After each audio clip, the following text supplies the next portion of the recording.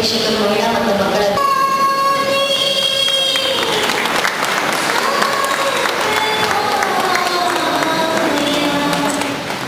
ಮಕ್ಕಳು ಮಾನವ ಕುಲಕ್ಕೆ ದೇವರು ನೀಡಿರುವ ಅಮೂಲ್ಯ ಕೊಡುಗೆ. ಮುಗ್ಧ ಮಕ್ಕಳು ಈ ದೇಶದ ಆಸ್ತಿ. ಮಕ್ಕಳು ದೇಶದ ಭವಿಷ್ಯದ ಪ್ರಜೆಗಳು ಹಾಗೂ ಸಮೃದ್ಧ ಮತ್ತು ಸುಭದ್ರ ನಾಡಿನ ನಿರೀಕ್ಷೆ ಎಂದರೆ ತಪ್ಪಾಗಲಾರದು.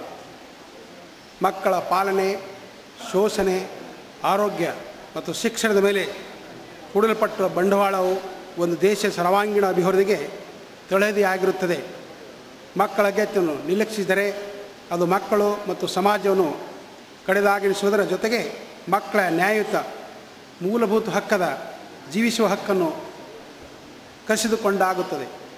ಸೂಕ್ತ ಸಮಯದಲ್ಲಿ ಮಗುವಿಗೆ ಪುಷ್ಟಿಕರವಾದ ಆಹಾರ ಒದಗಿಸುವ, ವೈದ್ಯಕೀಯ ಸೇವೆ ದೊರಕಿಸಿಕೊಡುವ ಮತ್ತು ಮಗುವಿನ ಸರ್ವಾಂಗೀಣ ಬೆಳವಣಿಗೆಗೆ ಪೂರಕವಾದಂಥ ಪರಿಸರ ನಿರ್ಮಾಣ ಮಾಡಬೇಕಾದ ಜವಾಬ್ದಾರಿ ಆ ಮಗುವಿನ ಪೋಷಕರು, ಸಮಾಜ, ಸಂಘ, ಸಂಸ್ಥೆ, ರಾಜ್ಯ ಸರ್ಕಾರ ಹಾಗೂ ಕೇಂದ್ರ ಸರ್ಕಾರದ ಜವಾಬ್ದಾರಿಯಾಗಿದೆ.